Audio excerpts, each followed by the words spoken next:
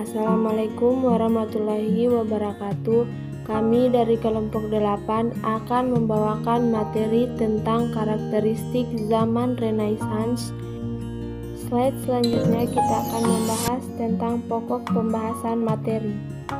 Yang pertama, definisi Renaissance dan sejarah singkat Renaissance yang akan dibacakan oleh Sriadiningsih dan saya sendiri atas nama Wilda.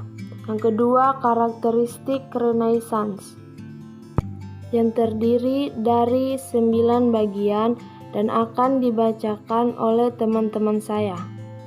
Pada poin pertama dan kedua akan dibacakan oleh Waode Eka Febrianti. Poin ketiga, 4, dan 5 akan dibacakan oleh Putri Lelina. Poin ke-6, ke-7 akan dibacakan oleh Alicia. Dan poin ke-8 dan 9 atau yang terakhir akan dibacakan oleh Waode Zalna. Pun tujuan pembuatan dari video ini untuk memenuhi tugas kami dari mata kuliah Sejarah Eropa. Baiklah, langsung saja kita masuk pada pembahasan. Perkenalkan, nama saya Sriadiningsih, Stambuk N1C119091. Definisi Renaissance. Kata Renaissance berasal dari bahasa Prancis yang berarti kelahiran kembali. Ini adalah kombinasi dari dua kata. Kembali berarti lagi, sementara Nisan berdiri untuk kelahiran. Dalam literatur Inggris, Renaissance adalah kebangkitan pembelajaran klasik, kuno, nilai, dan peradaban kuno di abad 17. Ia melahirkan di Italia dan kemudian berkembang di Inggris. Ensarta Ensiklopedia mendefinisikan Renaissance sebagai istilah Renaissance berarti kelahiran kembali atau permulaan yang baru. Hal ini digunakan terutama untuk menggambarkan periode pembangkitan yang luar biasa dari kehidupan artistik dan intelektual di Eropa. Periode yang dikenal hanya sebagai Renaissance dimulai di Italia sebelum 1400 dan akhirnya diperluas ke Jerman, Prancis, Inggris, Spanyol, Belanda, Polandia, dan Rusia. Saya atas nama Wilda Mamir dengan NIM N1C119099 akan memaparkan materi selanjutnya. Sejarah singkat Renaissance adalah gerakan intelektual, artistik, sastra, dan budaya yang dimulai dengan jatuhnya Konstantinopel. Karena pendudukan Konstantinopel oleh orang-orang Turki, para ilmuwan Yunani melarikan diri dari tanah air mereka dan berlindung di Italia. Ketika mereka datang ke Italia, mereka membawa serta harta karun dari kepiawaian Yunani kuno dalam manuskrip. Banyak orang mendapat salinan manuskrip berharga ini dan mempelajarinya. Studi literatural ini membangkitkan jiwa dan imajinasi Italia pada masa itu dan menciptakan budaya intelektual dan estetika baru yang begitu berbeda dengan zaman pertengahan. Padahal pengaruh Renaissance terasa sangat telat di Inggris, namun sangat penting dalam hal sastra Inggris. Ini meninggalkan pengaruh jangka panjang pada setiap jurusan sastra Inggris. Saat pengaruhnya sampai ke Inggris, ia telah kehilangan kehadirannya di Italia.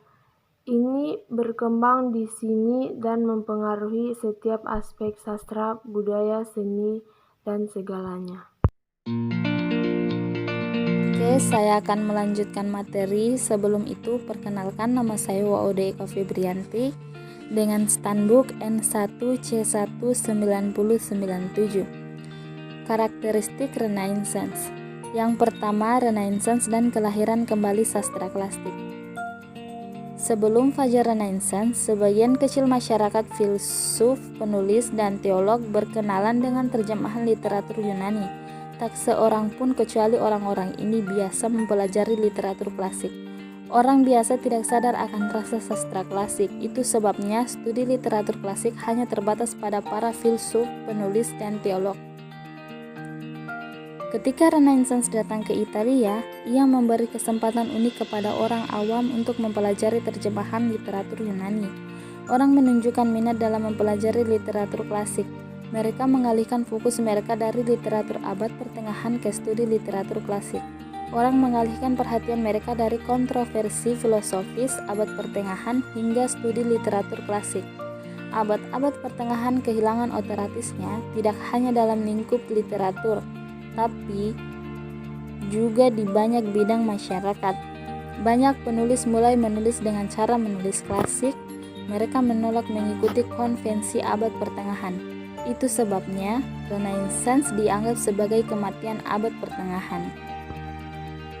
Yang kedua, ada Renaissance dan objektivitas. Objektivitas adalah karakteristik penting lainnya dari Renaissance. Renaissance mendesak orang-orang untuk memperoleh pengetahuan mereka dari dunia nyata dan nyata, bukan dari gagasan abstrak. Ini membawa minat besar pada dunia nyata, tidak di dunia idealisme abstrak. Ini menolak diskusi filosofi Aristoteles.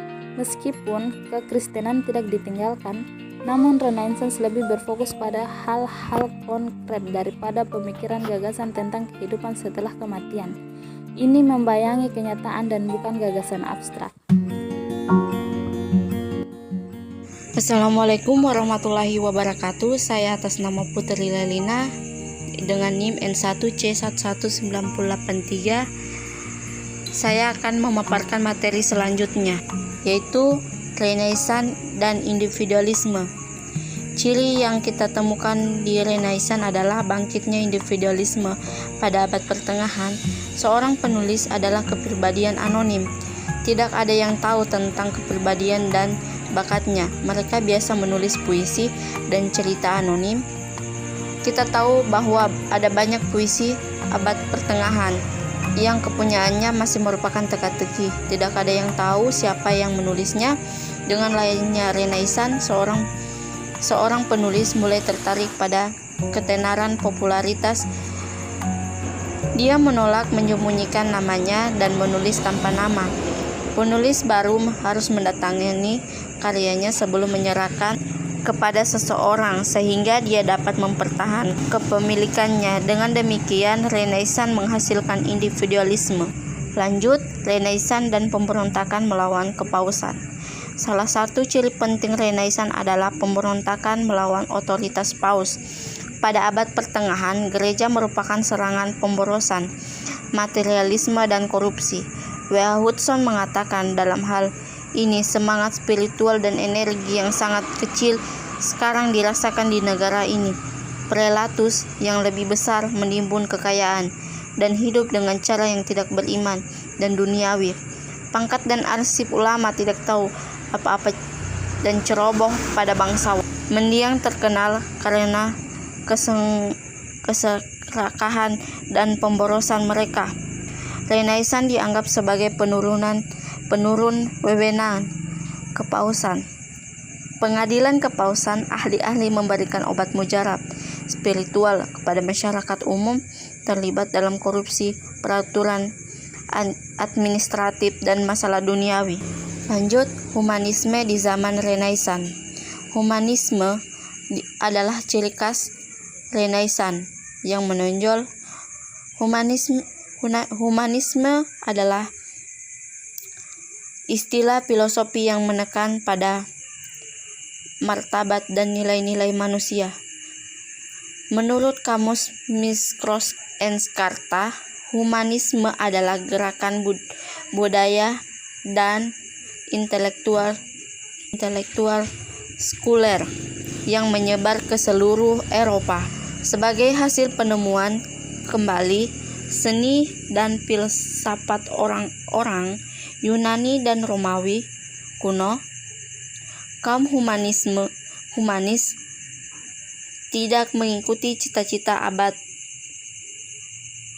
pertengahan secara tertulis. Mereka berpikir bahwa Kristen tidak bisa menjadi inspirasi bagi karya kreatif mereka. Mereka menentang para penulis pada abad pertengahan yang kebanyakan menggunakan tema agama dan dalam tulisan mereka. Agama adalah sumber utama inspirasi untuk karya seni atau sastra.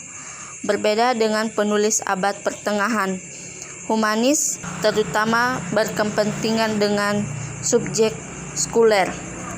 Materialisme adalah salah satunya penyebab sukararisme.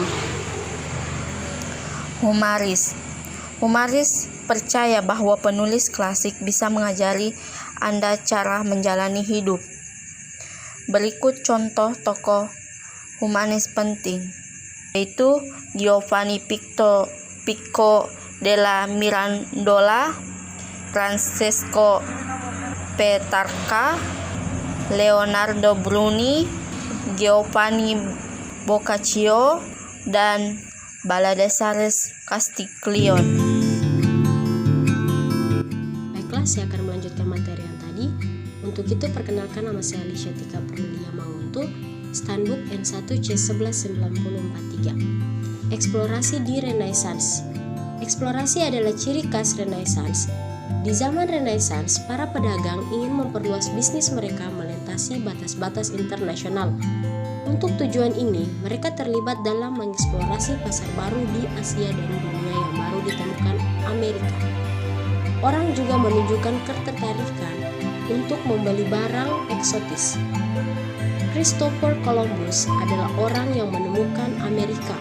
Lisa Jardine mengatakan dalam bukunya Worldly Goods: A New History of the Renaissance sebagai hasil pelayaran spekulatif, basis perdagangan baru dan pelabuhan baru di mana kapal dapat mengambil persediaan segar perjalanan panjang didirikan di seluruh dunia.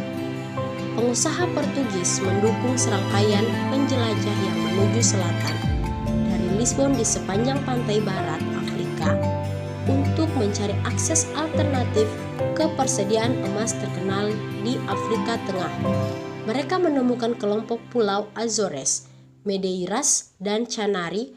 Menjelang akhir abad ke-15, mereka sampai di Sierra Leone dan pesisir Guinea di Afrika. Ilmu di Renaissance. Renaissance adalah usia objektivitas dan eksperimen. Itu sebabnya sains menghiasi dan menyentuh cakrawala baru di zaman Renaissance. Presentasi sains bisa diaksikan di berbagai bidang.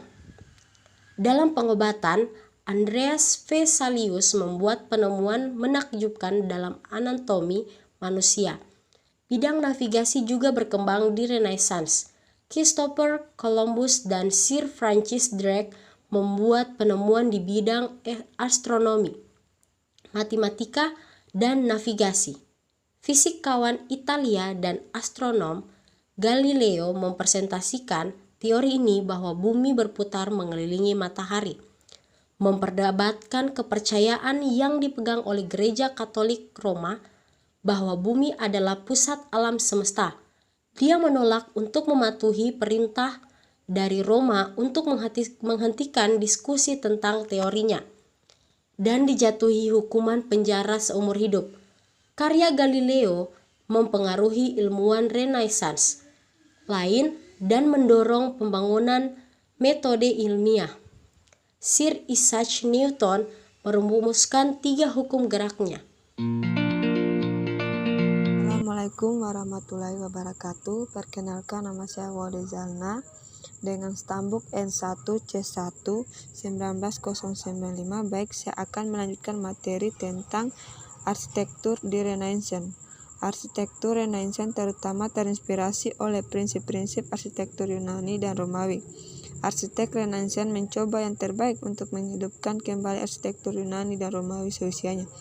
Mereka mencari inspirasi untuk zaman purba. Filippo Brunelleschi meletakkan fondasi arsitektur Renaissance di abad ke-15 dengan membangun gereja San Lorenzo dan kapel Pazzi di Florence. Alberti menulis perjanjian yang menjelaskan prinsip-prinsip arsitektur Romawi. Alberti menunjukkan prestasi tangannya di gereja San Francesco. Arsitek Renaissance meniru elemen arsitektur Romawi ini dengan mengenalkannya dalam karya mereka. Kubah besar Brunelleschi di Cathedral Française adalah salah satu prestasi yang di luar periode tersebut. Arsitek Renaissance juga tertarik pada bangunan sekuler seperti teater, istana, dan perpustakaan. Mereka menghasilkan Olympic Theatre dan Villa Rotunda. Sastra Inggris di Renaissance. Renaissance memiliki pengaruh besar pada sastra Inggris dalam prosa. Penulis pertama yang memamerkan pengaruh Renaissance adalah Desiderius Erasmus. Dia menulis The Price of Folly yang menunjukkan pengaruh Renaissance yang luar biasa. Tucker mengatakan dalam hal ini adalah ungkapan terbaik dalam literatur tentang serangan yang dilakukan Oxford the Reformer pada sistem abad pertengahan. Penulisan prosa penting lainnya yang dipengaruhi oleh Renaissance adalah Sir Thomas More. Utopianya dianggap sebagai prolog The Renaissance oleh Lewis Bacon juga menunjukkan pengaruh Renaissance yang luar biasa. Novum Organum-nya adalah contoh bagus dalam hal ini. Dalam puisi Sir Thomas Wyatt dan Earl of Surrey dianggap sebagai penyair perintis yang menunjukkan pengaruh Renaissance yang luar biasa dalam karya mereka. Mereka menghidupkan kembali puisi cinta Petrarch, di mana kekasihnya banyak menderita di tangan kekasihnya. Dalam puisi seperti itu, sang kekasih ditampilkan sebagai pelayan untuk kekasihnya. Dalam drama Gorboduc dan Rab Royster adalah drama penting pertama yang menunjukkan cukup banyak pengaruh drama klasik. Mereka ditulis dengan cara dramawan seperti Subhodes,